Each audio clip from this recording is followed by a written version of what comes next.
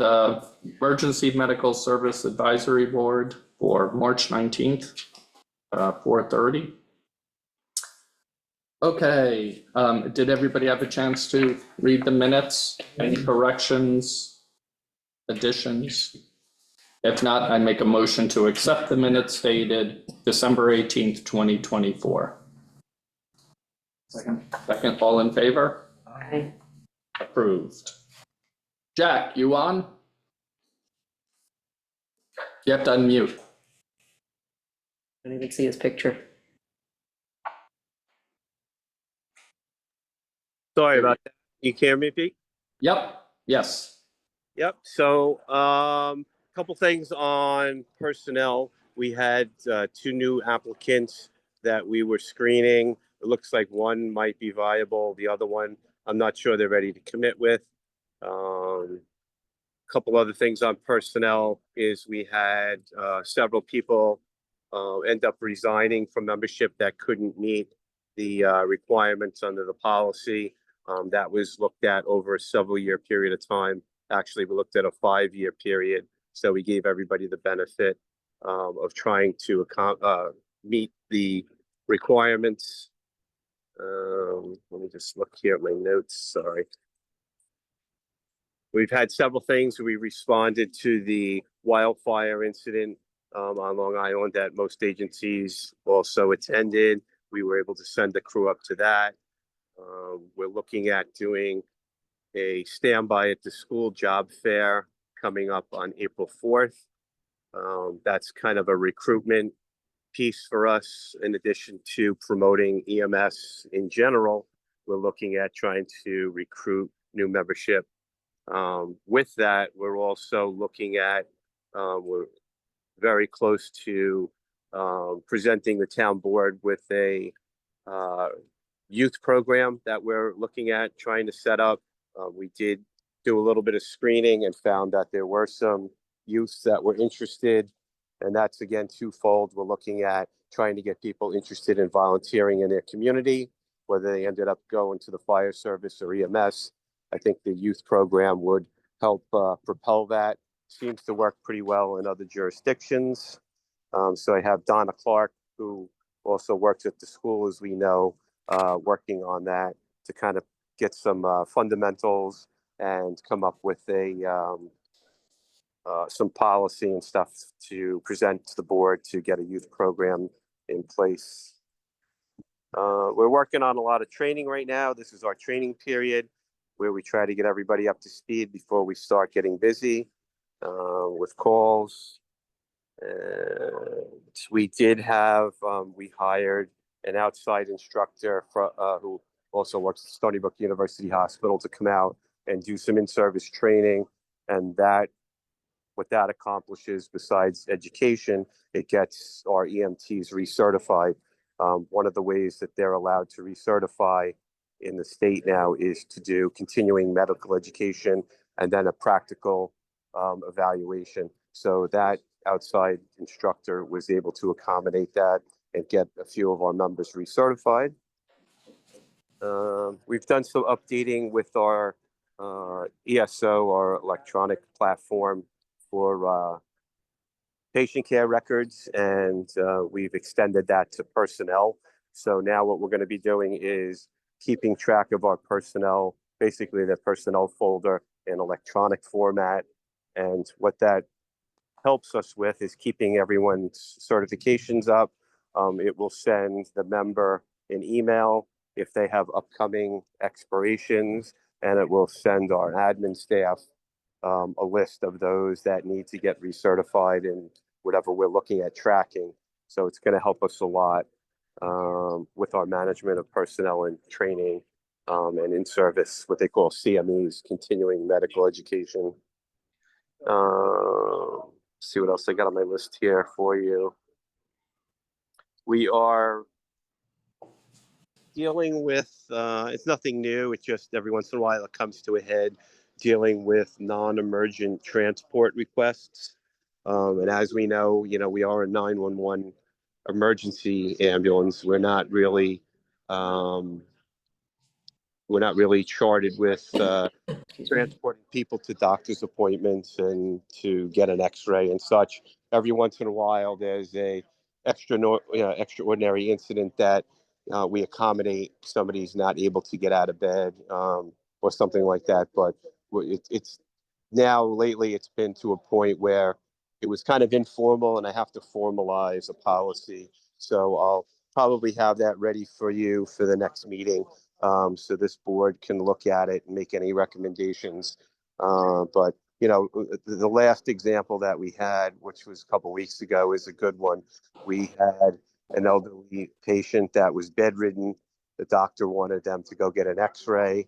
We ended up deciding we would accommodate that. We had people willing to do it, but we got stuck going to Southampton, where we could have probably got the treatment done at ELI.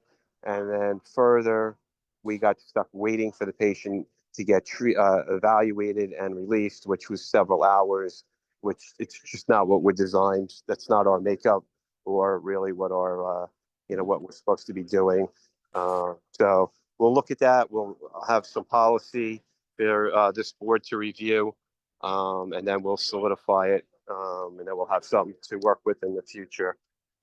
I think the last big thing that I had is we did, and I think I reported this last time, we did purchase the new stretcher for the ambulance. Town board had a capital funding that provided most of the money for it, and the balance was funded by the foundation. And we expect to have that. Believe it or not, a stretcher costs $42,000 these days. So it's a lot of money, but the one we had was chronically in need of repair. And then the service people told us it was not serviceable. So, being a piece of medical equipment, we had to look at replacement. So all good. It's all done. Was that a bariatric stretcher or just a regular stretcher?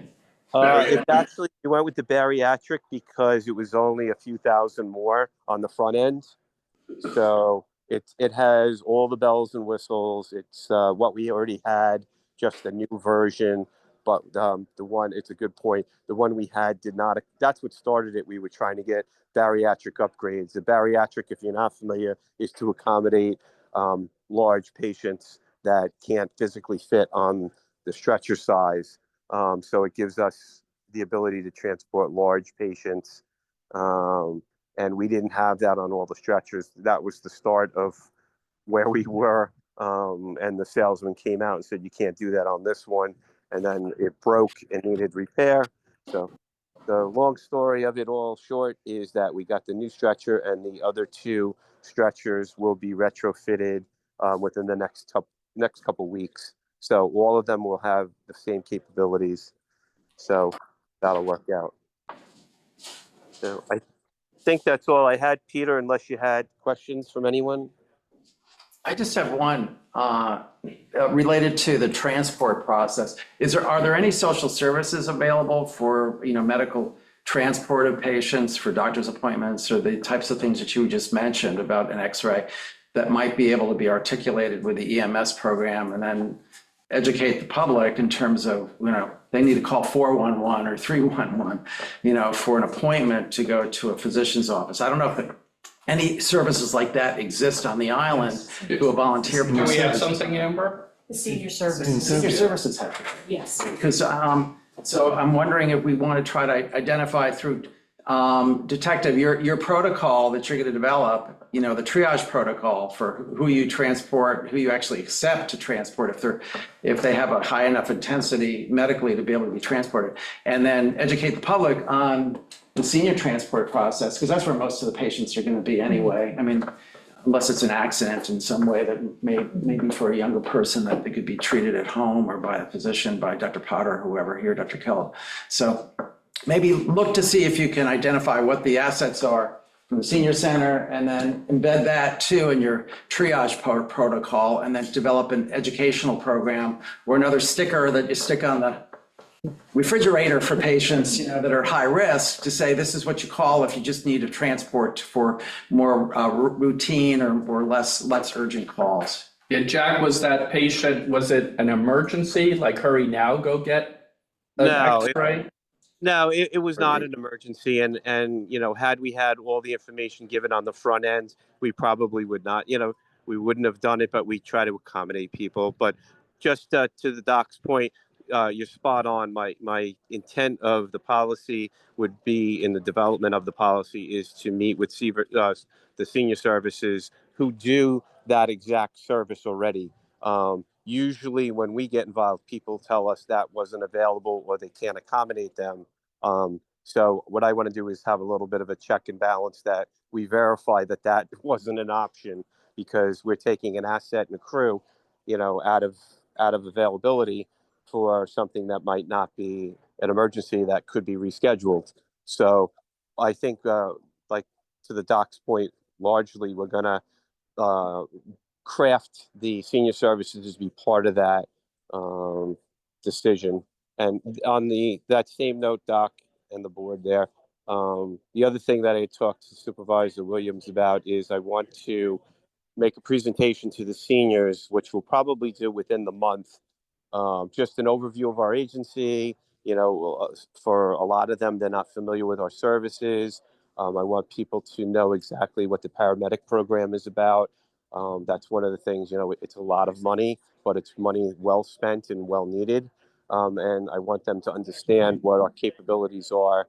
And in that same program will be about the utilization for non-emergent transport. So we'll educate people that we're really not there for that purpose. But, you know, I never want to say never. There's always that situation that if, you know, at the end of the day, if we can accommodate it, we will. You know, we're a service agency.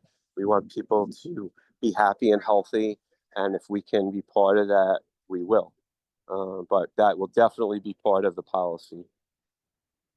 I just have one question. I feel like the one place that people could fall through the cracks is if they're non-ambulatory. Because you have to be in order to be part of the senior services program. So do we have resources available for that? It's like, I don't expect an answer right now. It's just something to consider. Yeah, so there's a bunch of different resources available. First is the senior center. They have drivers that I'm not sure if they're paid or volunteer, but they do take people to, you know, that are ambulatory to appointments to the hospital, doctors' offices and such. There are other county resources available for that. And also maybe people aren't aware, if they have medical insurance, their own medical insurance will pay for an outside company, a vendor, to come with either an ambulance or an ambulance to do the transport, you know, and if we can, you know, help them with that, you know, we definitely will. So it's just, and the other thing is timing. One of the big things we get is people call us in the ninth hour or an hour before this is supposed to unravel. And I think one of my thoughts on the policy is that this is definitely something that needs to be prearranged. We need at least 24 hours in advance to review it. You know, we're not going to 8 o'clock in the morning get a full call that somebody's got to be at the hospital by 9. It doesn't help. It doesn't help the process. Well, it puts the emergent patients at risk, essentially. Yes. So it's a balancing act. It's a risk-benefit process.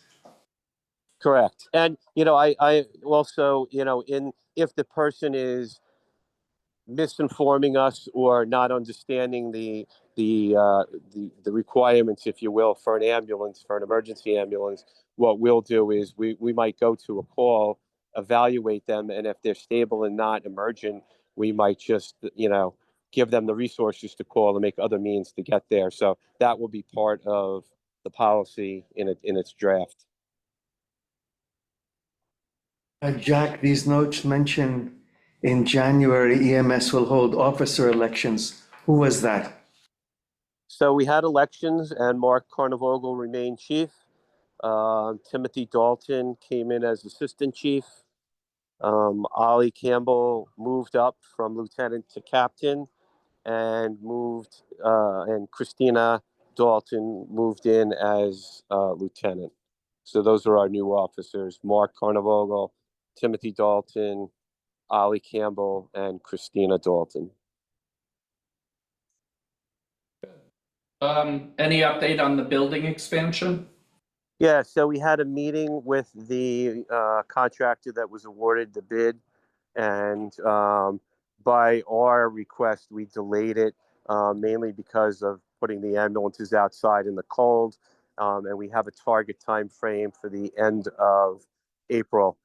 Very soon, we should be conference calling and setting a hard date, but I believe it. Well, I know it's going to be the end of April.